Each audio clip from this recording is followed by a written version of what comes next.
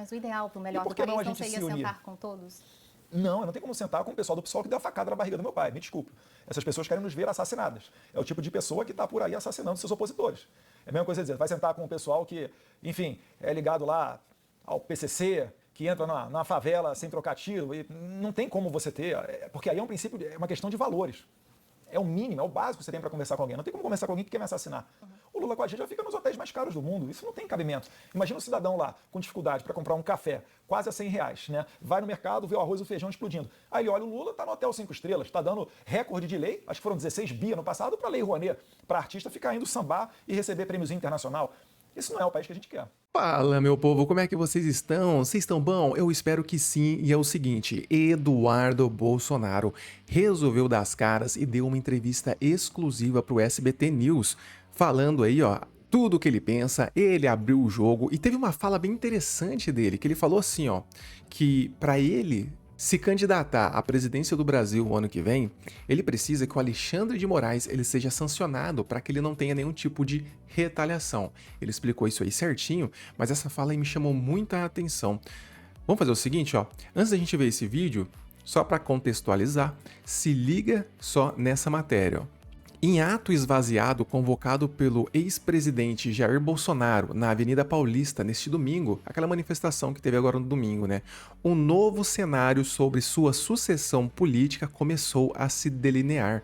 Pesquisa realizada pelo monitor de debate político da Universidade de São Paulo, a USP, mostra que entre os apoiadores presentes, o deputado federal Eduardo Bolsonaro, do PL, superou pela primeira vez a ex-primeira-dama Michele Bolsonaro como possível nome para disputar a presidência em 2026.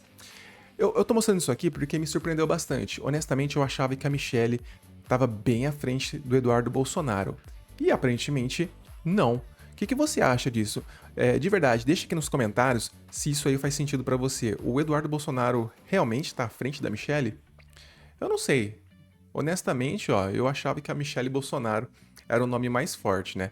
Mas deixa aí nos comentários pra eu saber, beleza? E o porquê também você acha disso, né? Vamos fazer o seguinte, vamos aqui pro vídeo? Esse aqui é o vídeo. Ele tem 29 minutos, mas eu separei os melhores trechos pra gente, beleza? Pra gente não precisar ficar aí quase meia hora num vídeo, né, rapaziada? E antes, se você não é inscrito do canal, eu já te convido aí a ser inscrito, beleza? Isso se você gosta aí desse mundo maluco da política, fechou? Aqui eu trago tudo que tá acontecendo aí nesse mundo doido. E eu vou ficar muito feliz de ter você por aqui, fechou? Vamos lá, vamos ver esse vídeo. Aconteceu nesse fim de semana aqui na Flórida, CIPAC lá. Deputado Eduardo Bolsonaro, obrigada por abrir sua agenda e falar conosco do SBT. Nessa aqui é a primeira entrevista concedida a uma rede de TV aberta do Brasil aqui nos Estados Unidos. Obrigada. Eu que agradeço a oportunidade, sempre bom falar com uma imprensa respeitável como a SBT. Obrigada. O senhor falou da guerra do judiciário no Brasil, que, segundo suas palavras, o judiciário no Brasil tem mirado lideranças conservadoras de uma forma não correta. Sob a sua perspectiva, o que não está correto nas decisões do judiciário brasileiro, que o senhor expressou no palco aqui? Na verdade, o meu direcionamento sempre tem o foco do Alexandre de Moraes, né? Não necessariamente todo o judiciário brasileiro, porque se a gente for generalizar, a classe política é a primeira a realmente a merecer críticas, né? Mas o Alexandre de Moraes ele tem destoado e tem cometido flagrantes ilegalidades e inconstitucionalidades, né? Por exemplo, você vai correr politicamente para condenar o Jair Bolsonaro, porque ano que vem, ano de eleição, e ele não quer fazê-lo ano que vem. Isso é uma afronta, né, a qualquer tipo de procedimento padrão de devido processo legal. Quando você processa pessoas comuns que não têm foro privilegiado na Suprema Corte, isso também é uma outra violação. Então existe uma série de violações. Quando você pega o juiz que se diz vítima, né, onde o juiz que faz a inquisição de pessoas que fazem delação premiada, como o caso de Cid, algo expressamente proibido em legislação federal. Tudo isso daí contribui para esse tipo de crítica. Na defesa dele, ele fala que são ataques, mas na verdade, né, são apenas críticas. E finalizo, né, lembrando as matérias do jornalista Glenn Greenwald, onde ele conseguiu o WhatsApp do entorno de Moraes e juízes conversaram dizendo que o Moraes quer me pegar, quer pegar o Eduardo Bolsonaro.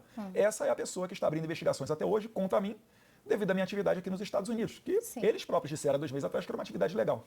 Citando, então, esse novo processo que o senhor mesmo citou agora, né, que foi aberto recentemente, acolhendo o pedido da PGR, a Procuradoria-Geral da República, a acusação afirma que, com esses discursos aqui no exterior, aqui nos Estados Unidos, o senhor estaria, é o que diz a acusação, interferindo no processo, no andamento de um outro processo que investiga o que aconteceu no dia 8 de janeiro de 2023. Como o senhor rebate essa afirmação? Eles tentam me descredibilizar primeiro, dizendo que a minha ação aqui é uma ação totalmente pessoal para salvar o meu pai, Jair Bolsonaro. Mentira.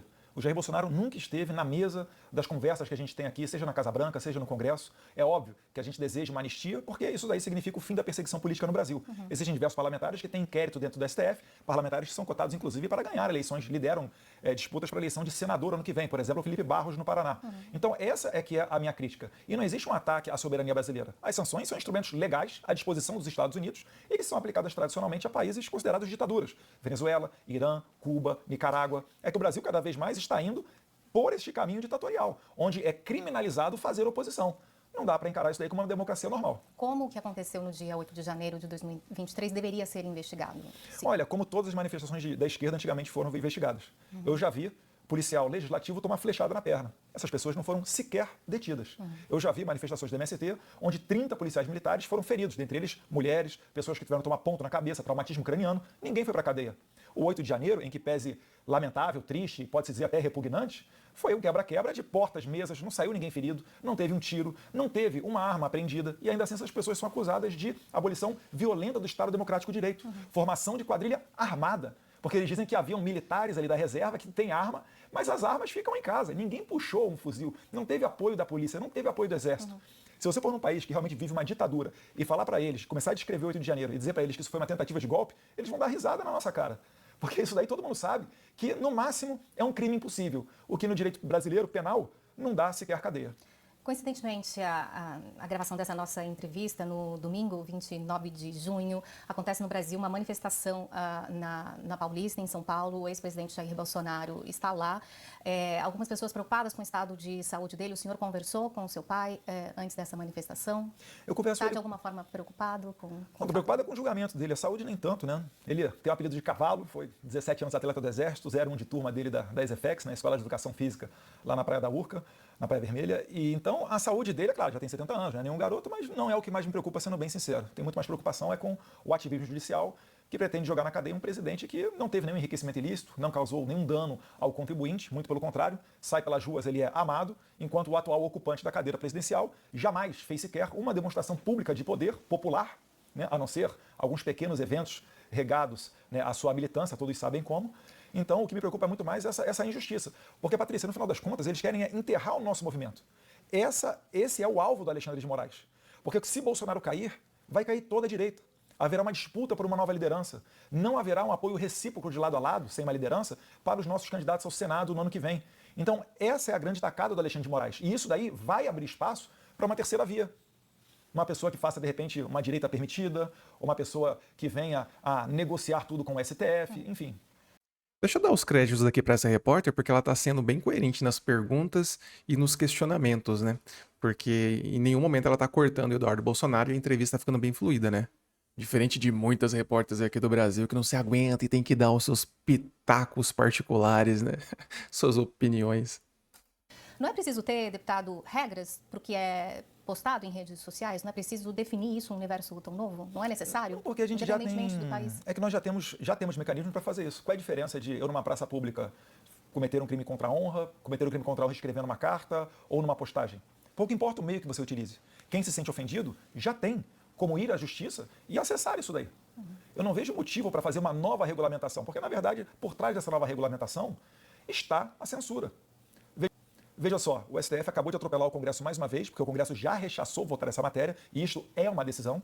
Então o Congresso foi desrespeitado, não existe harmonia entre os poderes, porque nós barramos a análise do projeto 2630, que regulamentaria as redes sociais, e o STF regulamentou. Dentre os vários itens em que haverá onde será obrigado a rede social a deletar o post, mesmo sem autorização judicial, porque caso contrário será multada a rede social, dentre os vários pontos, você tem ali a violência com relação à sexualidade e violência de gênero.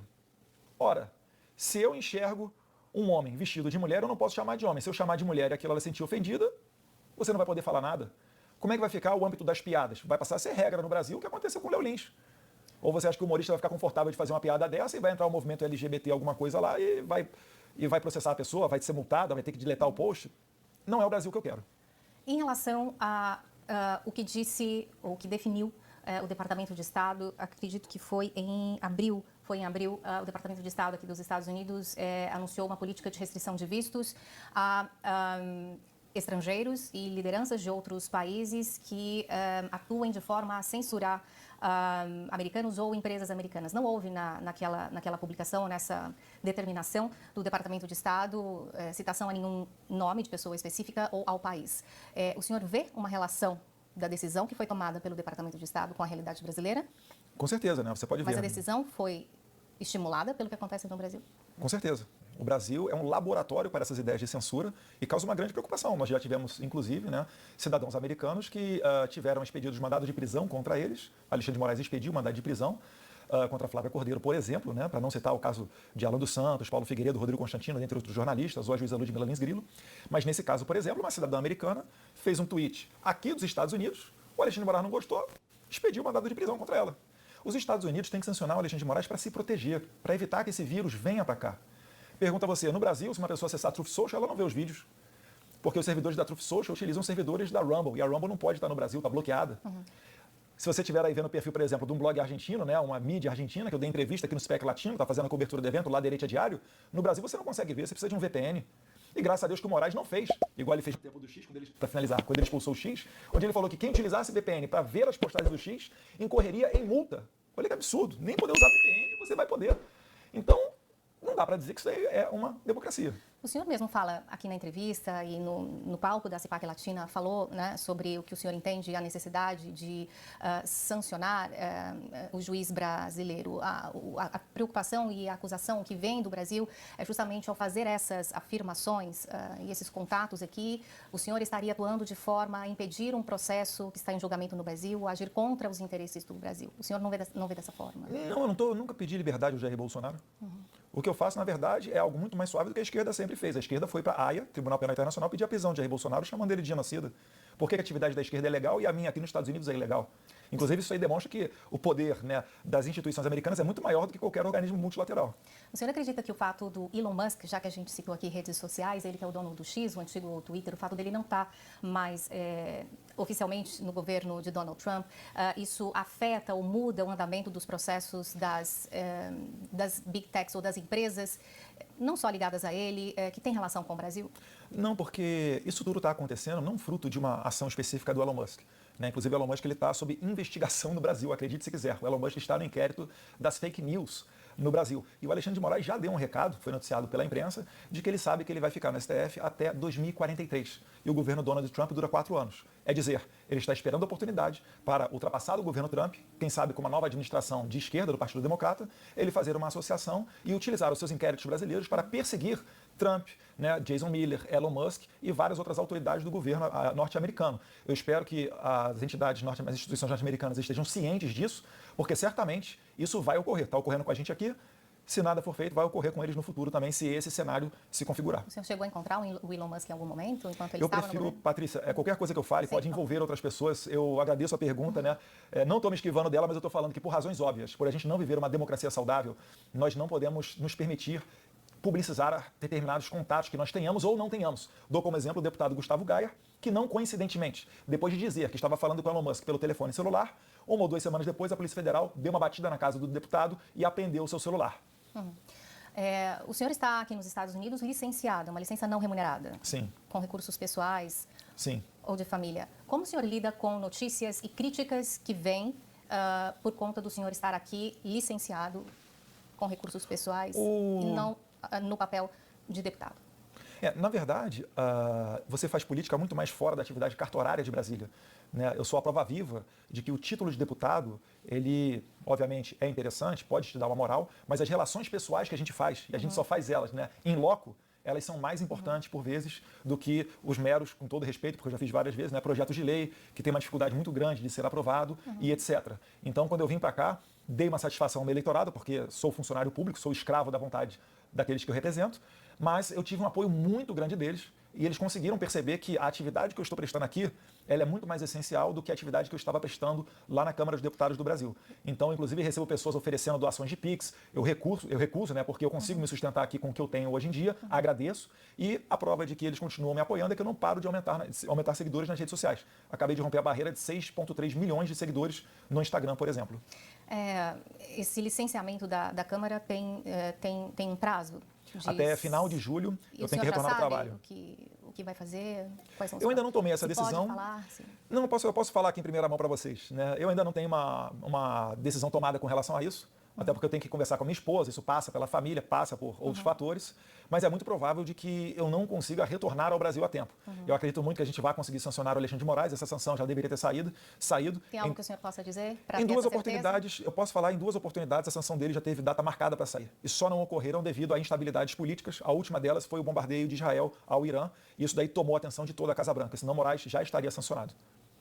Isso daí, primeira mão aí para a SBT. O senhor disse então que não sabe ainda exatamente.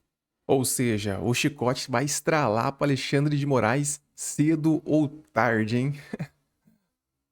Em que situação vai permanecer nos Estados Unidos? Não, aí tem toda a questão migratória, de visto e etc., mas isso também está bem encaminhado, não me preocupa. Numa entrevista recente a uma revista brasileira, o senhor sinalou que tem intenção de concorrer à presidência em 2026. É um plano ou já é uma decisão tomada? Eu nunca fiz campanha, eu nunca falei abertamente sobre isso, mas fiquei muito feliz quando saiu meu nome lá no Paraná Pesquisas, empatado com o Lula na margem de erro, e também agora, mais recentemente, na pesquisa da Futura, botando 4 ou 5 pontos à frente do Lula no eventual segundo turno. Isso demonstra que o nome Bolsonaro segue firme e forte, que o Jair Bolsonaro tem a sua liderança preservada, ele, para mim, tem que ser o candidato à presidência, não tem motivo para que não seja, né? Essa decisão esdrúxula do Tribunal Superior Eleitoral em tempo recorde, tornando-o inelegível por 8 anos, porque se encontrou com embaixadores e criticou a urna eletrônica, e porque fez um discurso para cerca de 1 milhão de pessoas sem utilizar recurso público. Isso daqui é uma afronta à democracia. Isso é tirar no tapetão aquele opositor que vai ganhar do Lula. Mas não havendo essa possibilidade, o senhor é o nome? Eu coloco meu nome à disposição, se o presidente Jair Bolsonaro entender pertinente. O senhor já teve essa conversa? Ele não bate o martelo. Eu acho que ele está muito certo, o presidente Bolsonaro. Enquanto eu tiver a possibilidade dele reverter tudo isso e lançar-se à presidência da República, ele de fato não tem que passar o bastão para outro. Porque não faz sentido. Você imagina, ele hoje chega, apoia uma pessoa, daqui a pouco o cenário muda, ele pode concorrer, aí ele vai ter que tirar o apoio, mas já fez compromissos. Então, essa instabilidade não permite a ele fazer esse tipo de conduta. E eu tenho muita fé que ele vai conseguir sair candidato.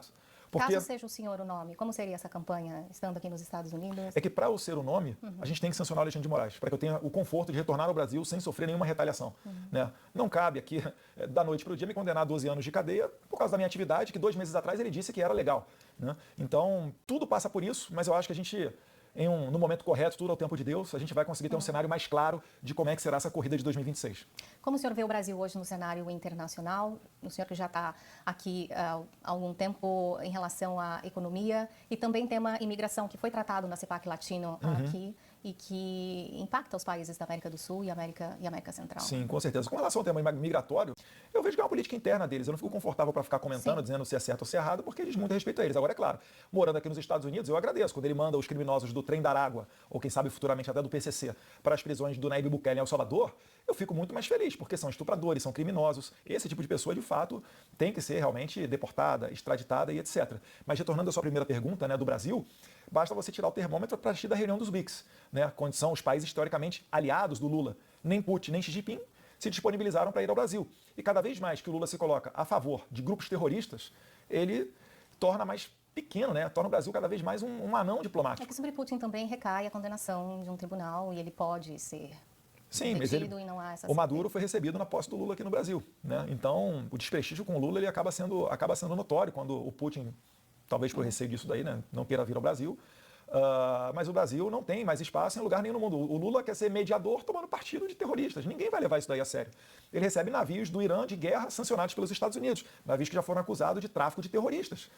Meu Deus do céu, né? Que país que é esse? É um país que, né, o pessoal que aceitou o César Battisti ficar aqui no Brasil e diz que o pessoal do Rio de Janeiro são perigosos terroristas. É o país que mandou um avião da FAB pegar a ex-primeira-dama do Peru, condenada por corrupção, e trazê-la para o Brasil, mas se nega a trazer o corpo da brasileira inocente que morreu, né, infelizmente, lá na Indonésia, trazer o corpo para cá. Mas o corpo será trazido, né? Mas não pelo avião da FAB, né? A família vai ter que pagar. Por que uma condenada por corrupção peruana tem mais direitos do que uma família de um pagador de imposto brasileiro? É a pergunta que eu faço ao Mauro Vieira, ao Celso Amorim, ao Lula. Não tem cabimento disso. Você tem que dar o exemplo. Você está na presidência da República. Com o Bolsonaro, ele ficava nas embaixadas, ele ficava no hotel de trânsito do Exército. O Lula com a gente já fica nos hotéis mais caros do mundo. Isso não tem cabimento. Imagina um cidadão lá com dificuldade para comprar um café, quase a R$ 100, né? Vai no mercado, vê o arroz e o feijão explodindo. Aí ele olha o Lula, está no hotel 5 estrelas, está dando recorde de lei, acho que foram 16 bi no passado, para a Lei Rouanet, para artista ficar indo sambar e receber prêmiozinho internacional. Isso não é o país que a gente quer. Deputado, a polarização política é a realidade no nosso Brasil, aqui nos Estados Unidos. O senhor vê, na médio prazo ou a curto prazo, a possibilidade de esquerda e direita conviverem de uma forma construtiva e mais harmônica? Olha, eu vejo que o Lula ele não é líder da esquerda. Mas aí eu não me refiro ele a nenhuma liderança, deputado. Eu me refiro a visões políticas, né, de direita ou esquerda, não sem personalizar. É porque dentro da esquerda... Eu não estou personalizando, se é possível. Não, então, mas, por exemplo, tem a direita e tem a esquerda. Você disse acertadamente que existe uma polarização. Sim. Mas eu vi semana passada o Lula processando o Ciro Gomes devido a uma crítica que o Ciro Gomes fez aos banqueiros. O Ciro Gomes ele é tido como uma pessoa de esquerda. Porém, é isso que eu estou desconstruindo nesse raciocínio. Eu estou falando que existem pessoas que até que sejam identificadas com o espectro de esquerda, dá para conversar. Eu tenho certeza que se eu sentar para conversar com Ciro Gomes, com Rui Costa Pimenta do PCO, até com umas alas do PDT mais ligadas a Leonel Brizola do passado, né, o pioneiro do voto impresso, né, das críticas à informatização de uma eleição, eu tenho certeza que a gente vai conseguir chegar a um denominador comum em algumas pautas. Mas o ideal para o melhor do por que país não seria sentar com todos? Não, eu não tenho como sentar com o pessoal do PSOL que deu a facada na barriga do meu pai, me desculpe. Essas pessoas querem nos ver assassinadas. É o tipo de pessoa que está por aí assassinando seus opositores. É a mesma coisa dizer, vai sentar com o pessoal que, enfim, é ligado lá ao PCC, que entra na favela sem trocar tiro, e não tem como você ter, porque aí é um princípio, é uma questão de valores. É o mínimo, é o básico que você tem para conversar com alguém. Não tem como conversar com alguém que quer me assassinar. O PSOL é isso. O PSOL prega a revolução. Então, em alguns setores da esquerda, dá até para você chegar a um denominador comum, por exemplo, nessa parte de liberdade de expressão. E aí fica o nosso convite para que ocorra essa união. Quem sabe até para distensionar essa polarização. Mas eu acredito, né, o que eu vejo é que essa polarização é fruto de uma mudança de estratégia dentro da esquerda radical que não permite mais o debate. Você fala que é contra cotas raciais nas universidades ou em concursos públicos, eles falam que você é racista. Eles não sentam para conversar. Você fala qualquer coisa, eles falam que você é nazista. Eles chamam até Israel, né, o Benjamin Netanyahu de nazista. Então, não existe lógica nisso. Né? Toda hora tentando fazer uma semiótica, tentando nos rotular do que há de pior no mundo, mas a gente já passou dessa fase. As pessoas entenderam que isso daí é estratégia de militância política, tanto que elegeram Jair Messias Bolsonaro em 2018. Deputado, muito obrigada pelo... Eita, nós, hein? Caramba, cara. Ó, eu jurava que a Michelle Bolsonaro, ela era o nome mais forte aí pra direita, pra se candidatar ao ano que vem, né? Como eu disse lá no começo do vídeo. Mas, pelo que eu tô entendendo aqui do Eduardo Bolsonaro, ele tem uma certa vontade enrustida ali de se candidatar o ano que vem. Mesmo ele deixando claro que ele realmente quer que muito que o pai dele, né, o Jair Bolsonaro, seja o novo presidente do Brasil e consiga se candidatar o ano que vem. Mas, enfim, o que você acha de tudo isso, hein, meu amigo? Deixa aqui nos comentários para eu saber, pra gente poder debater, beleza? Lembrando aí que eu respondo todo mundo, porque eu gosto desses debates democráticos. Fechou? Lembrando, se você não é inscrito do canal, já fica o meu convite aí, ó. Já se inscreve aqui no canal se você gosta desses assuntos de política, desse mundo maluco que é a política do Brasil. Fechou? Tamo junto, valeu, vou nessa. A gente se vê no próximo vídeo. Fui!